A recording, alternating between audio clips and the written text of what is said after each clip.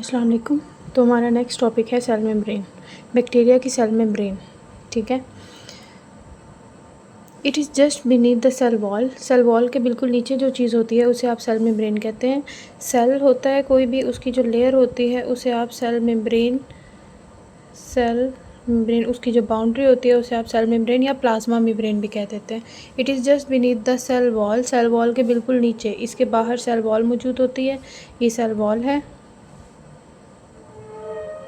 तो cell wall की बिल्कुल अंदर वाली साइड पे जो लेयर मौजूद होती है उसे आप सेल मेम्ब्रेन या प्लाज्मा मेम्ब्रेन कहते हैं। It is present just beneath the cell wall. It lies outer side in bacteria that lack cell wall. कुछ ऐसे बैक्टीरिया भी होते हैं जिनके अंदर सेल वॉल मौजूद ही नहीं होती, तो उनकी बॉडी में सबसे आउटर मोस्ट लेयर जो होती है वो सेल मेम्ब्रेन होती है। ठीक है। कुछ ऐसे बैक्टीरिया हैं जैसे कि हमारे पास माइकोप्लाज्मा है और सार्कोप्लाज्म्स हैं। इन बैक्टीरियाज़ के पास सेल वॉल मौजूद नहीं होती, तो इस वजह से इनकी बॉडी की जो आउटर बाउंड्री होती है वो सेल मेम्ब्रेन ही होती है। It lies outer most in bacteria. ये उन बैक्टीरिया में आउटर मोस्ट होती है दैट लाइक सेल वॉल, जिनके अंदर सेल वॉल मौजूद नहीं होती। फॉर एग्जाम्पल जैसे कि माइकोप्लाज्मा है आपके पास और सार्कोप्लाज्म्स है। उसके अलावा बैक्टीरियल सेल मेम्ब्रेन में स्टीरोल्स मौजूद नहीं होते, मतलब कोलेस्ट्रॉल जो है वो मौजूद नहीं होता। Bacterial cell wall does not have sterols, that is cholesterol. इनके अंदर जो है वो कोलेस्ट्रॉल मौजूद नहीं होता। उसके अलावा मीज़ोसोम्स क्या हैं? बैक्टीरिया की जो सेल मेम्ब्रेन है वो कहीं कहीं से अंदर की तरफ इन्वेजिनेट हो जाती है और ऐसे कुछ स्ट्रक्चर्स बना देती है, जिसे आप क्या कहते हैं? मीज़ोसोम्स कहते हैं। ठीक है। तो cell membrane invaginate, cell membrane जो है वो अंदर की तरफ धंस जाती है एंड फॉर्म वेजिकल्स, और कुछ वेजिकल्स या टिब्यूल्स या फिर लेमेला टाइप स्ट्रक्चर ऐसे गोल गोल से अंदर की साइड पे स्ट्रक्चर्स बना देती है, जिसे आप क्या कहते हैं? मीज़ोसोम्स कहते हैं। और मीज़ोसोम्स बैक्टीरिया के डिफरेंट फंक्शनिंग में हेल्प करता है, जैसे कि डीएनए की रेप्लिकेशन में हेल्प करता है। उसके अलावा सेल डिवीजन में हेल्प करता है। उसके अलावा बैक्टीरिया के रिस्पायरेटरी सेंटर के तौर पे भी ये मीज़ोसोम्स जो हैं वो एक्ट करते हैं। अब हम बैक्टीरिया की सेल मेम्ब्रेन जो है वो बुक से रीड कर लेते हैं। सेल मेम्ब्रेन और प्लाज्मा मेम्ब्रेन, सेल मेम्ब्रेन जिसे आप प्लाज्मा मेम्ब्रेन भी कहते हैं, it's present just beneath the cell wall.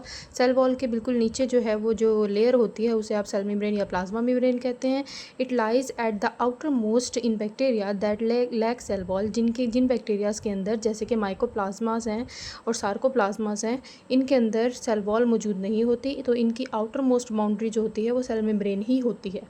उसके बाद ये यहाँ तक लिखने के बाद आप यहाँ पर नो स्टीरोल्स की हेडिंग भी बना सकते हैं।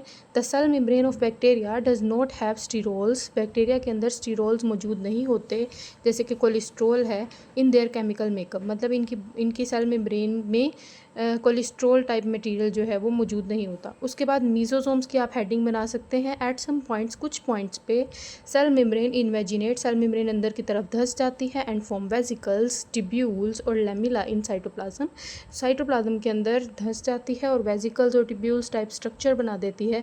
These structures are known as mesosomes. इन स्ट्रक्चर्स को मीज़ोसोम्स कहा जाता है।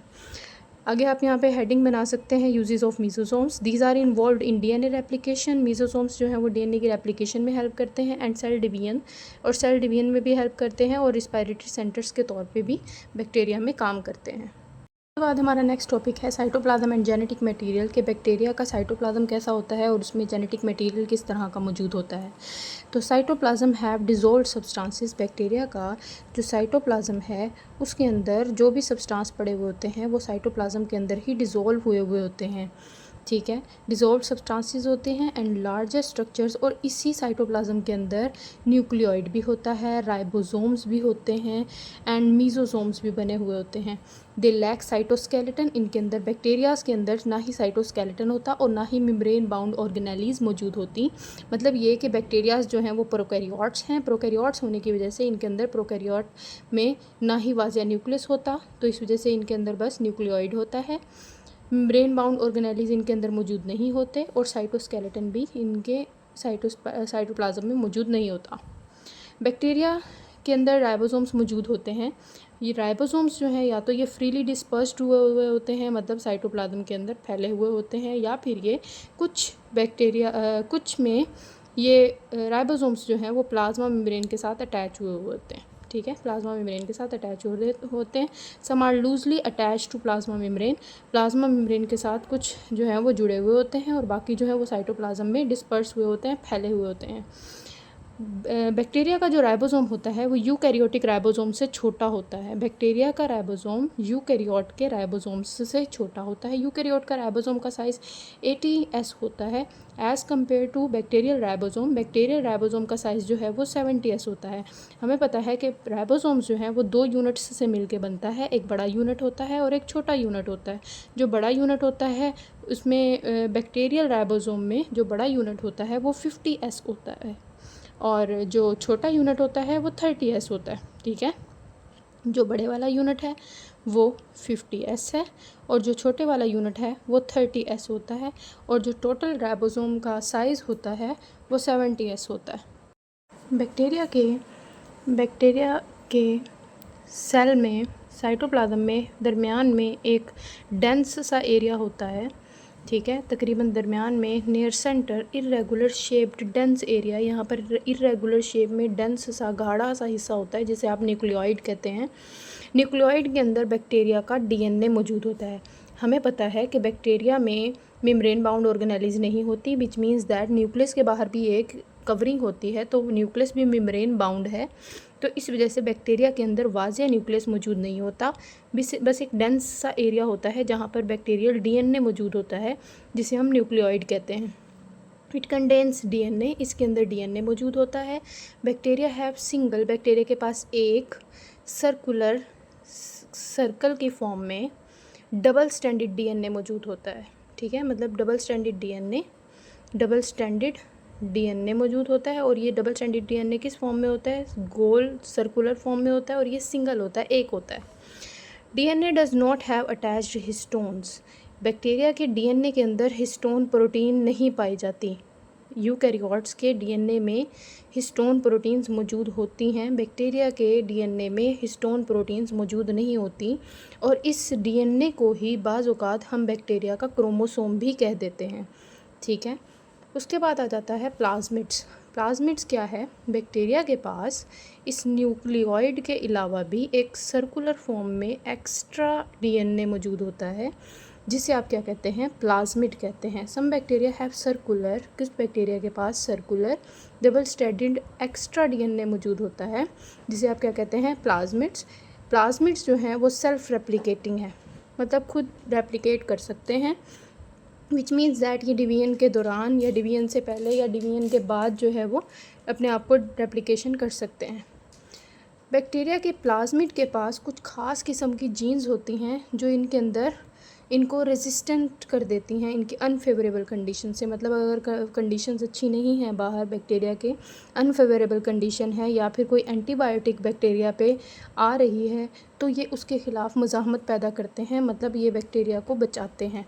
हैव जीन्स, प्लाज्मिड्स के अंदर कुछ ऐसी जीन्स होती हैं दैट इनेबल बैक्टीरिया, जो कि बैक्टीरिया को इस काबिल बनाती हैं फॉर रेजिस्टेंट, ताकि वो रेजिस्टेंट इख्तियार कर सके against unfavourable conditions, that is antibiotics, antibiotic के अगेंस्ट अपने अंदर रेजिस्टेंट पैदा कर लेते हैं। Plasmids serve as vector in genetic engineering, genetic engineering में प्लाज्मिड्स जो हैं वो वेक्टर के तौर पे भी काम करते हैं। हम ये साइटोप्लाज्म और जेनेटिक मटेरियल बुक से रीड कर लेते हैं। Cytoplasm contains dissolve substances, cytoplasm के अंदर डिज़ोल्व सब्सटेंसेस होते हैं और लार्ज स्ट्रक्चर्स होते हैं जैसे कि न्यूक्लियोइड, राइबोसोम और मीसोसोम्स वगैरह। इट लैक्स साइटोस्केलेटन, हमें पता है कि बैक्टीरिया के अंदर साइटोस्केलेटन मौजूद नहीं होता और ना ही मेम्ब्रेन बाउंड ऑर्गेनेलिज मौजूद होती हैं। यहाँ पे हम हेडिंग बना सकते हैं राइबोसोम्स की। Many ribosomes are freely dispersed in cytoplasmic matrix, cytoplasm के अंदर बहुत सारे राइबोसोम्स जो हैं वो ऐसे ही फ्रीली फैले हुए होते हैं। And some are loosely attach to plasma membrane, और कुछ राइबोसोम्स ऐसे हैं जो कि प्लाज्मा मेम्ब्रेन के साथ अटैच हो जाते हैं। Bacterial ribosomes are smaller than eukaryotic ribosome, bacteria जो है वो प्रोकैरियोट है, इसका राइबोसोम का साइज़ जो है वो यूकैरियोट के राइबोसोम से छोटा होता है। Each ribosome sediments at 70S, हर राइबोसोम का साइज़ जो है वो तकरीबन 70S होता है। Larger subunit at 50S, large subunit जो है उसका साइज़ 50S है और स्मॉलर सब यूनिट का जो साइज़ है वो 30S है। Near the centre of the cytoplasm, cytoplasm के सेंटर में, यहाँ पे आप न्यूक्लियोइड की हेडिंग बना सकते हैं। There is an irregular shaped dense area, dense area मौजूद होता है इरेगुलर शेप में, जिसे आप न्यूक्लियोइड कहते हैं। इट कंटेन्स डीएनए, इसमें डीएनए होता है। A bacterium possesses a single circular double stranded DNA. Bacteria के अंदर single circular double stranded DNA पाया जाता है। Bacterial DNA does not have attached histones. Bacteria के डीएनए के साथ हिस्टोन प्रोटीन अटैच फॉर्म में नहीं होती। It is sometimes called the chromosome of bacteria. इसे बातुकात बैक्टीरिया का क्रोमोसोम भी कह दिया जाता है। यहाँ पे आप हेडिंग बना सकते हैं प्लाज्मिड्स की। Some bacteria have circular double stranded extra chromosomal DNA molecule. कुछ बैक्टीरिया के अंदर सर्कुलर फॉर्म में डबल स्ट्रैंडेड एक्स्ट्रा क्रोमोसोम का एक मॉलिक्यूल मौजूद होता है, जिसे आप प्लाज्मिड्स कहते हैं। दे आर सेल्फ रेप्लिकेटिंग, ये सेल्फ रेप्लिकेट कर सकते हैं, अपने आप को रेप्लिकेशन ये कर सकते हैं। And they can replicate before और आफ्टर डिवीजन। जब बैक्टीरिया ने डिवाइड होना होता है तो ये बैक्टीरिया के डिवीजन से पहले या बैक्टीरिया के डिवीजन के बाद जो है वो अपने आप को रेप्लिकेट कर लेते हैं। They contain genes that enable bacteria for resistant again the unfavourable conditions. और इनके अंदर प्लाज्मिड्स के अंदर कुछ ऐसी जीन्स होती हैं जो कि बैक्टीरिया में रेजिस्टेंस कॉज करती हैं, जो कि इसको डिफरेंट अनफेवरेबल कंडीशंस से बचाती हैं।